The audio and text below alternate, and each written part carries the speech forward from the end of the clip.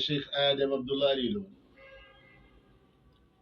تغمد الله بأوصى رحمته أنا باك بابا أنا داك بابا الشيخ حبيب الله آدم عبد الله ليلو زاد الله العافية والسلام الشيخ مشهود رمضان الأمير الكتبي أدام الله حياته ودولته مولاي الشيخ داود الفل بن المجيد حفظه الله تعالى ورعاه الشيخ عبد الوهاب زبير الجمال سدد الله خطاه الشيخ محمد ثوبان آدم عبد الله الليلوري أطول الله بقاءه لخدمة الدين والإسلام موكي وباما نور الإسلام مركز نور الإسلام ní ìsàlẹ̀ ọjà lágége òkè wa ọlọ́run wọlé nẹ́bí kọ́lọ́run kó jẹ́ kí a ní àṣepẹ́ Nurul Islam ọlọ́májú bàjẹ́ àfáwọn àgbà tí wọ́n jẹ́ mudiru wa muassis markaz Nurul Islam Sheikh Daud al-Fal Abdul Majid ọlọ́run dákun ẹ̀mí gùn àtàláfíà ara ọlọ́ba ṣe fún bàbá Àmín. wọ́n láti tí wà lè kọ́ hàn Àmín. májẹ́ ọmọ nira Àmín. májẹ́ ọmọ nira Àmín. májẹ́ afámi mọ̀ nira Àmín. wala hawla wala quwwata Illa billahi al-aliyyil azim. Naam, ọ̀rọ̀ àfáwà Sayyid Ibrahim Onímàjèsí Al-Khalili Al-Ilori Radiyallahu ta'ala anhu. tí ó jáde láìpẹ́ yìí. Ọ̀rọ̀ náà dùn ó wú mi lórí púpọ̀, ó wá gbé mi lọ síbi pé kí n jáde ni mo ṣe pé ní Afwan ya Sheikhi Al-Fala nípa pé àfáwà Onímàjèsí Radiyallahu ta'ala anhu. wọ́n jáde láti clarify la Sheikh wa wípé iṣẹ́ tí gbogbo ohun tí àfá Abdulhakeem ọwọ́ sọ́sọ́ o Sheikh Daud Al-Fala wọ́n rán àfá ọwọ́ sọ́sẹ́ o inú wọn ò sì yọnú sí ohun tá àfá ọwọ́ sọ́sọ́ nípa Mudir Markaz àwọn ọ̀rọ̀ yẹn àti pé níjọ́ tí àfá ń bẹ́ mi àti Khalili sọ̀rọ̀ tí àfá ń sọ fún wa wípé Abdulhakeem ayé ti ń gbọ́ ẹ ayé ti wá rí ẹ balance lórí program ẹ ìjà táwọn àgbààgbà ti parí àmọ́ bóyá irú ẹ̀yin lọ́lọ́ máa fún ṣe o ti wá ń fi síbi kan ju ibì kan lọ balance tó bá sọ dáadáa eléyìí náà tó bá pélé sákèésí pé tọ̀tún náà sákèésí wallahi Sheikh Daud al-Fal Abdul Majid wọ́n sọ bẹ́ẹ̀ ní ọjọ́ náà lóòótọ́ ṣùgbọ́n ǹjẹ́ ẹni tó jẹ́ ẹni ọlọ́run tí ó ń ṣe ọ̀tá ọlọ́run tó wá mọ bí ọlọ́run ti dá Sheikh Daud àti bọ́lọ́run ti ṣe wọ́n kó wá ní lẹ́mìí kó wá rò wípé Sheikh Daud ló ń rán mi sí Mudirul Markaz ǹjẹ́ àfa ńlá lè ṣerú ẹ̀ ǹjẹ́ èèyàn bẹ́ẹ̀ lọ́lọ́run dá wọn Sheikh Daud Al-Fal Abdul Majid Adamallahu hayatahu. béèyàn bá bú àwọn gangan fúnra wọn mo fẹ́ fi dá gbé lójú pé ìwà tó wù ń sìn kì í ṣe pé ìwà nígbà tí social media dé o ilé wọn mo gbé láti lẹ wọn èèyàn ò ní bú Sheikh Daud kí Sheikh Daud fèsì wọn ní fèsì ọ̀rọ̀ èyí tá àwọn ń fi nísìnyí wọn á tún máa dá alákẹ́ ni ṣùgbọ́n àwọn ò lè dákẹ́ lórí irú ẹ̀ ohun tó yẹ káwọn wí náà ni bàbá ń wí ṣerú ẹni bẹ́ẹ̀ ní làákàyè tiẹ̀ tí ò bá sí pé àṣetánì fọwọ́kọ̀ ní làákàyè ni ó máa wá sọ fún ẹ wípé àbí kò tiẹ̀ rò lẹ́mìí pé Sheikh Daud ló rán Abdulhakeem ṣẹ́ nínú mi ṣe dùn pẹ̀lú ọ̀rọ̀ Sayyid Ibrahim Al-Khalili Onímàjèsí Radiyallahu ta'ala anhu. kò sì gbọ́dọ̀ má rí bẹ́ẹ̀ tí èèyàn bá jẹ́ tó bá ní bíbí táwọn tó bí jẹ́ ẹni tó ní ìmọ́lẹ̀ lára tó tún wá fà á lé àáfàá tóun náà jẹ́ ni ọlọ́run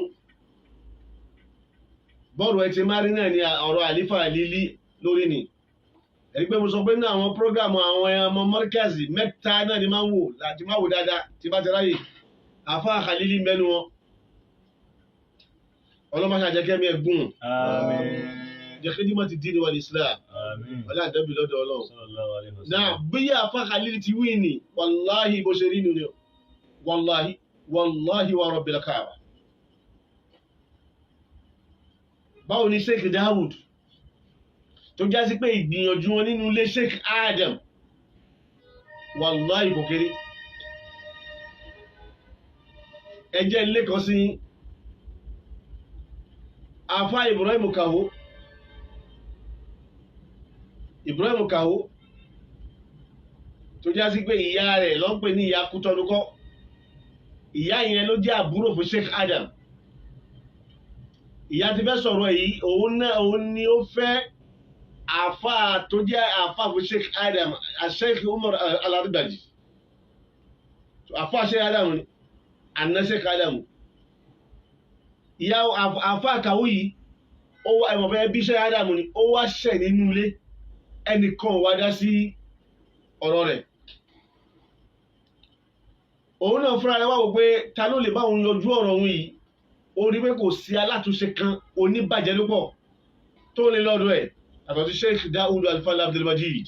Adamallahu hayatahu. Sheikh Daud wá rìn nínú ilé Sheikh Adam pé kó má dàrú bí ẹni tí ò ní nǹkan kan láti fàṣíkò ẹ ṣe. Allah. Sheikh Daud tẹ̀lé Kaho lọ sọ́dọ̀ Sheikh Habibullah Adam Abdullahi Al-Ilory. Adamallahu hayatahu. Ẹ dákun ẹ bá ń foríjì ọ̀rọ̀ lè Sheikh Adam nìyẹn o. Allahu akbar. Sheikh Daud tún tẹ̀lé Kaho lọ sọ́dọ̀ Sheikh Jamaluddin torí kí lè ṣe Adam. Sheikh Daud tún tẹ̀lé Kaho lọ sọ́dọ̀ Sheikh Sauban Adam Abdullahi Al-Ilory. Adamallahu Ẹ hayatahu. wo àyè tó fílẹ̀ nítorí kíní kí lè ṣe Adam. Allahu akbar. Allahu akbar. Tí wọ́n bá wá jẹ́ ní Ọlọ́run tí ìmísí Ọlọ́run bẹ lára rẹ̀ ṣerú àfáà yẹn ni wọ́n rọ̀yàn sí ọmọ àfáà rẹ̀ lẹ́ni tí ò fẹ́ kílẹ̀ àfáà rẹ̀ dàrú. Allahu akbar.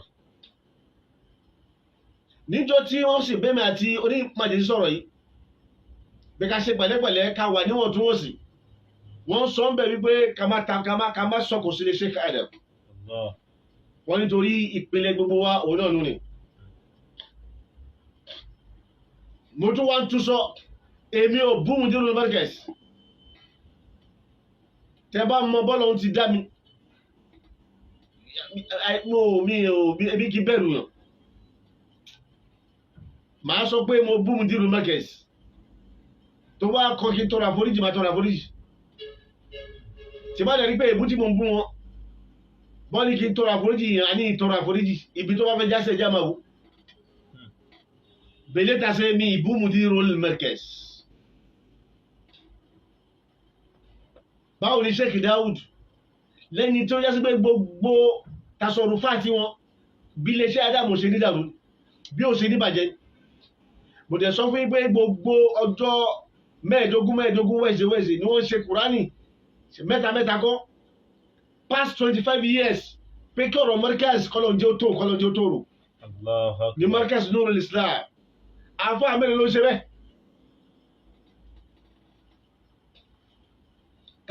Ká wá rò wípé Sheikh Daud ọ̀rọ̀ náà bá lákàyè mu fún gbogbo ẹni tó bá rò bẹ́ẹ̀ ni mo ṣe dúpẹ́ fún Sayyid Ibrahim Al-Khalili onímàjèsí. Radiyallahu ta'ala anhu. Èyí tí mo tún wá sọ pé nínú ọ̀rọ̀ onímàjèsí tó tún jẹ́ dìfáwù fẹ́mi gan fúnra mi kó máa jẹ́sì fáwọn òpùrọ́ àtàwọn ọ̀tá àwọn abanilórúkọ jẹ́ kò lè délé àfa rẹ̀ mọ́ kò lè dé lórí Islam mọ́ èmi àti onímàjèsí ni Sheikh Daud bá sọ̀rọ̀ yìí nínú Islam. Allahu akbar. Ẹ̀gbọ́n gbà tó ní máa sọ pé ẹ̀rọ ti pẹ́ ti wá ti pẹ́ ìwá ti pẹ́ yẹn àìgbà ẹ̀mú káàkiri àwọn olú kọ káàkiri tí n ti ẹ̀ráyè rárá àìwá débẹ̀ yẹn mo bà bẹ̀jẹ̀ nù.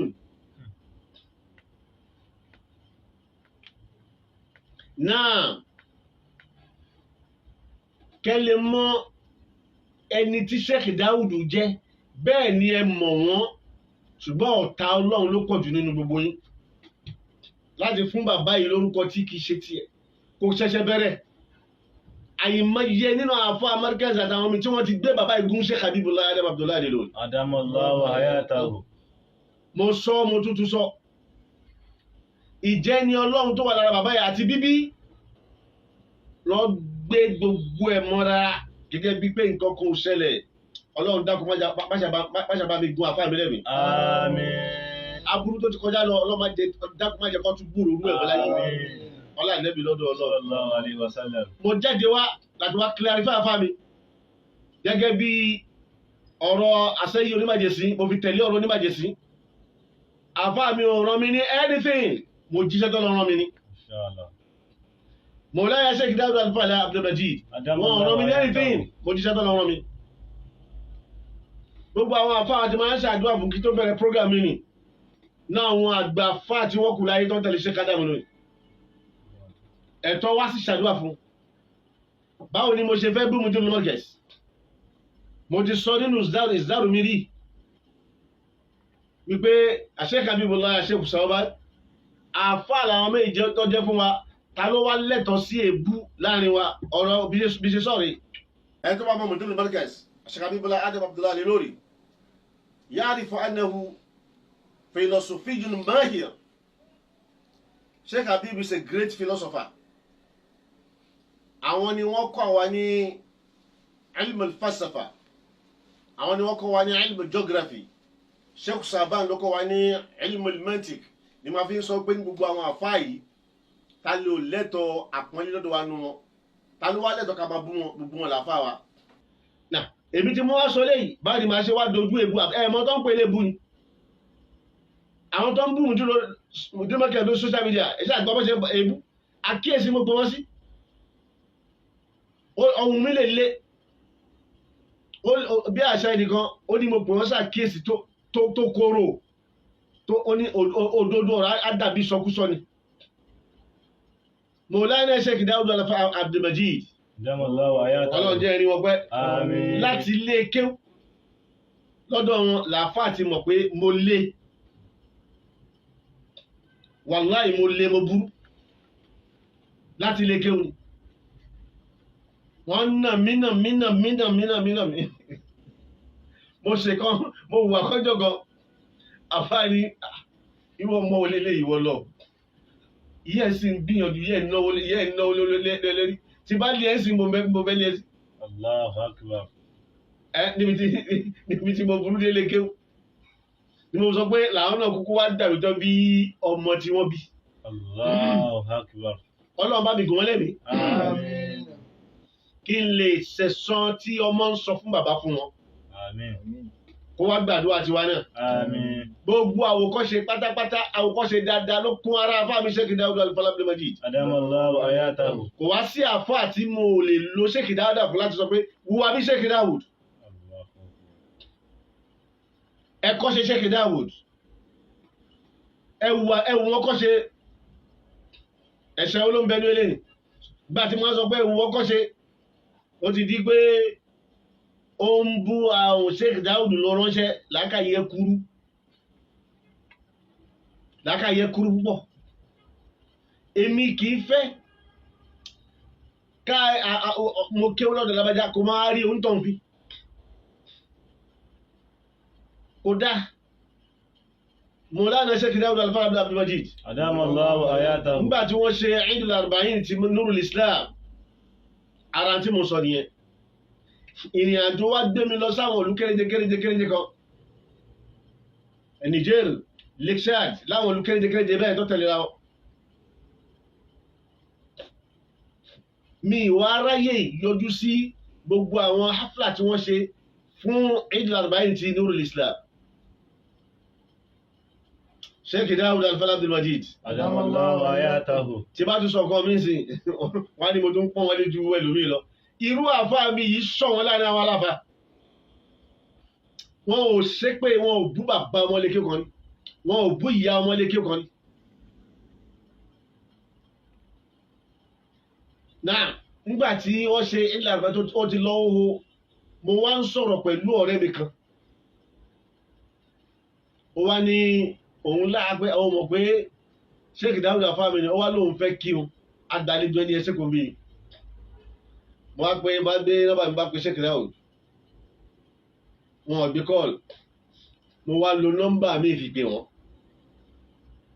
àfáà mi wá gbé kọ́ọ̀lù táni Abdulhakeem ọ̀ṣọ́ ni sà ọkọ̀ tẹ̀lé kan náà ni. Allahu akbar. Gbọ́dọ̀ tó bí dáadáa. Allahu akbar. Lẹ́sẹ̀kẹsẹ̀ mímí bàjẹ́ bó ti yẹ kọ́ mọ kí máa rí lọ́dọ̀ afẹ́ ènìyàn gbogbo yóò kó lè dà má rí rẹ gbọ́jẹ́ nǹkan lọ́dọ̀ afá rẹ̀ bóyá ló tó ìṣẹ́jú márùn afá rí mi lérí ṣe ìtòsí ló wà ní torí bẹ́ẹ̀ mi náà ṣe débẹ̀ kò yé mi torí ọkàn mi ti gbọ́gbẹ́ léyìí tẹ́yìn ò ní tẹ́ máa ń ṣàyà kóńkó nàkí sáfà yìí pé nítorí wàá yẹ kó ṣe ó ti wà láyé rẹ̀ ó lè ní àkíbà tó dáa.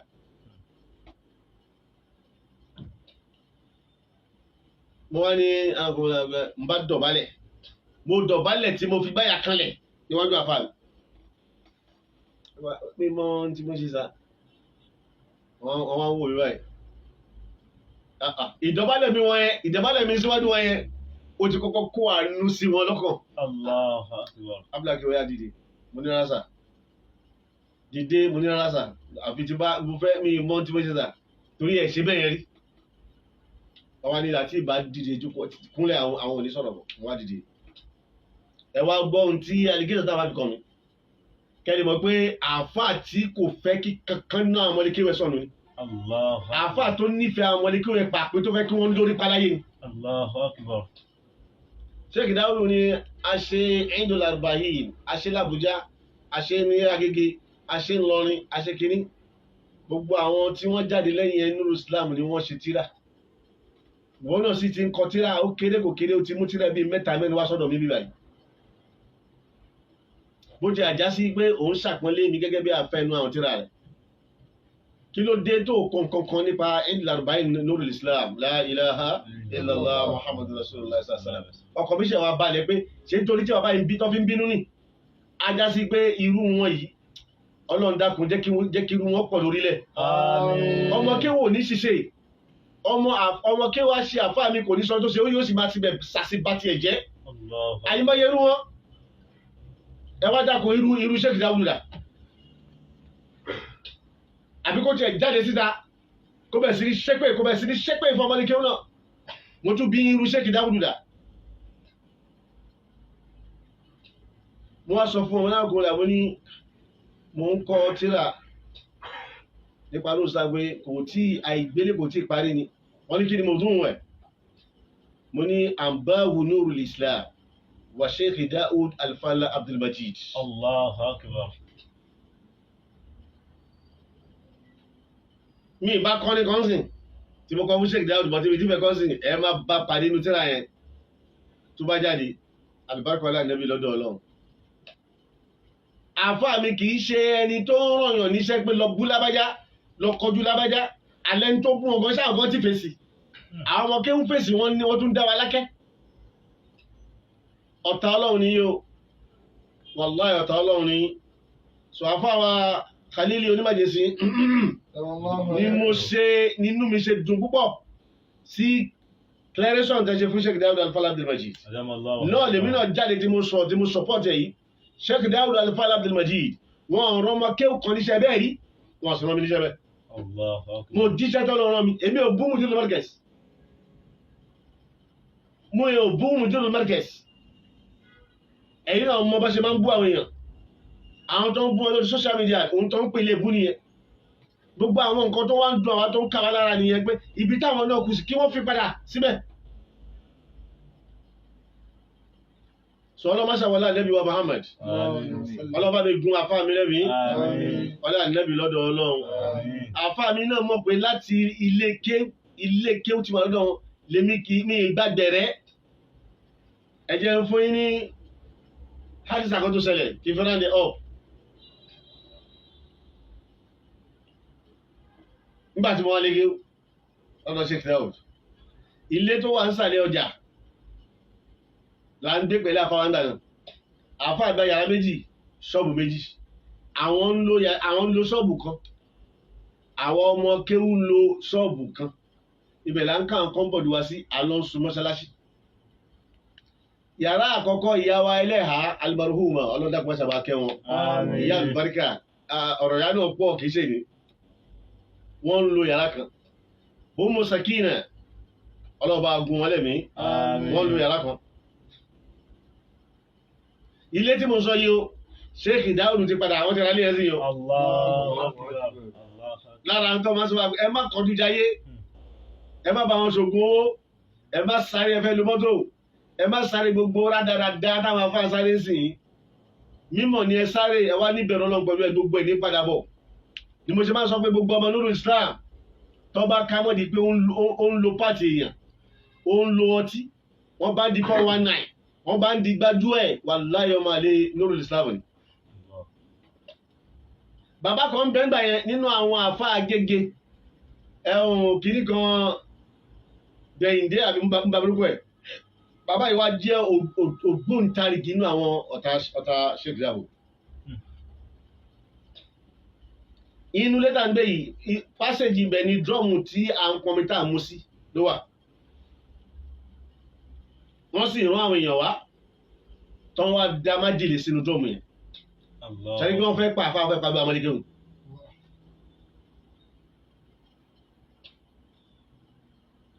Àfá àti fèsì ogun kọjá. Ìyẹn ní nǹkankan gbọdọ̀ débárò àwa yìí káṣojú. Àwọn sóbi láì. Bẹ̀rù tání. Àyí bẹ̀rù èèyàn tí wọ́n tó bá ti bẹ̀rù èèyàn ó ti ṣẹbọ sọ́lọ́hun. A máa ń tijú èèyàn ni. Láwọn tó bá tijú Ọlọ́run. Àfá wa Abdulgani Yusuf a máa ń pè ní Gani gbẹ̀dẹ̀ ọlọ́ba àfọ̀nùkẹ́. Àmín. Òun ló kọ́kọ́ jí tó bu omi yẹn tó lò. Gbogbo bí wárápá àbí kan ló yọ lára lẹ́sẹ̀kẹsẹ̀. Àfá wa kìdẹ́ tètè jáde nílé torí láàárọ̀ wá ṣàdúrà.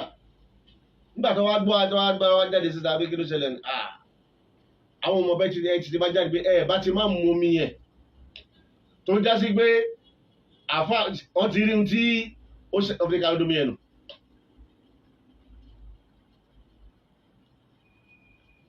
Ìṣẹ̀lẹ̀ kan wá ṣẹlẹ̀ àfá wa fẹ́ lọ bí ìkómọ kan bí é sọ ìwọ̀n ti máa rántí. Ìkómọ yẹn wá jẹ́ ibi sáìdì tá à ń pè ní ilé pan tí tó jẹ́ ti Alhaji wa Hassan Abdullahi Missioner. Ibẹ̀ ni wọ́n tó àgá sí ibẹ̀ ní kọ́mọ́jọ́ náà. Inú àwọn ọ̀tá àfáwà tí mo wí ó wà lórí yòkó. Àwọn arán àfá Abdulgani Yusuf gbẹ̀dẹ̀ tí mo wí wọ́n ní kó lọ wò bóyá àwọn àfá ti débẹ̀. Àfá ìwá jẹ́ kan náà àwọn àfá tí àfá bá ń bẹ̀. Kí ló wá ṣe dáadáa lọ ní kí wá wo kiri. Kí ló ń ṣe lé? Kò lè gbéra kó má bọ̀. Àfẹ́ bẹ̀rẹ̀ program ṣe wà lọ́ṣẹ́ sí. Kó jókòó lé làáfà wá díṣẹ́ ṣẹ́ni bó ti díṣẹ́ yẹn bíbà tí wọ́n ń lagi mọ́ mi lórí láti lẹ́tẹ̀ mí nì mo kọ̀ gbábẹ̀ lọ ní láì ṣe pàpà lọ́mí jẹ́ òun gan mọ́ lọ bá mo ní àfáàlìkì wá wo ó tún wá sọ tó sọ fún àwọn àfẹ́gẹ́rì ó sọ fẹ́mi náà la ilaha illallah bó ti dàgbà tó ọ̀rọ̀ tí mo sọ fún ó fẹ́ lè lọ kú sódà jẹ bó ti wá jẹ́ ọ̀tẹ́ àfáà tó ló ti lọ fẹ́ jẹ́ òsàfáà Allahu Akbar. láti ilẹ̀ èmi kì í fẹ́ kọ́ wọn kí ló dá kí ló lè dá kí ló fẹ́ dá tó fẹ́ ju àfáà rẹ lọ al-abdu abdu walau tasamma al-hurun hurun walau tasaffal àfáà làfáà yóò máa jẹ́ olówó jùlọ ní o ẹ̀kọ́ jùlọ ní o hurun máa jẹ́ àfáà yóò gbọ́dọ̀ yẹ kókó ń bẹ láyé àti láyé tó bá fẹ́ láti bọ̀ tán rí látara bẹ́ẹ̀ Maulana ba Maulaya Sheikh Daud Al-Fadl Abdul Majid Adamallahu hayatahu. wọ́n rán ọmọ wọn ṣọ́ṣẹ́ o mo jíṣẹ́ tọ́lọ́run rán mi tí mo sì nígbàgbọ́ pé lórí iṣẹ́ yẹn máa bá yọ lọ́lọ́run pàdé Àmín. alùbáríkọ̀ láàníyàn tí mo fi jáde Àmín. àdàbí tó bá jẹ́ pẹ́ẹ́nì kan mo ti sọ rí tẹ́ bá jẹ́ pẹ́ẹ́nì kan ló bá ránṣẹ́ ẹ̀yin ṣẹ́rí ẹni tí ẹ̀ bá ránṣẹ́ tó bá níṣẹ́ á já sí pé ebi ń pa owó àwọn tó fẹ́ jẹ kò sí nǹkan méjì ebi ń pa àwọn náà, àwọn èèyàn ti rí pé ebi ń pa wọn wá ránṣẹ́ tí wọn ò lè rán ọmọ wọn á ránṣẹ́ táwọn náà ò lè jẹ. ṣe dé tòótọ́. wàá ní Abdulhakeem kọjá bẹ́ẹ̀ ọlọ́run mọ́ṣá wọlé ànábì wa Muhammad Àmín. wọlé al-Qur'an nurul Islam nurul Islam nurul Islam nurul Islam ọlọ́mọdé ó bàjẹ́ Àmín. Sheikh Dawud ọlọ́ba mi gùn ilẹ̀ mi Àmín. wọlé ànábì lọ́dọ̀ ọlọ́run Àmín. wọlé àtúntò al-Qur'an ìwọ ọ̀tá gbogbo ẹ̀mọ́ nínú Islam tọ́ba ti ń sọ̀rọ̀ ọ̀rọ̀ ìbàjẹ́ báyìí létí yín ẹ sọ fún wọn pé kó lọ wo afwan ya Sheikh Dawud Al-Fadl Abdul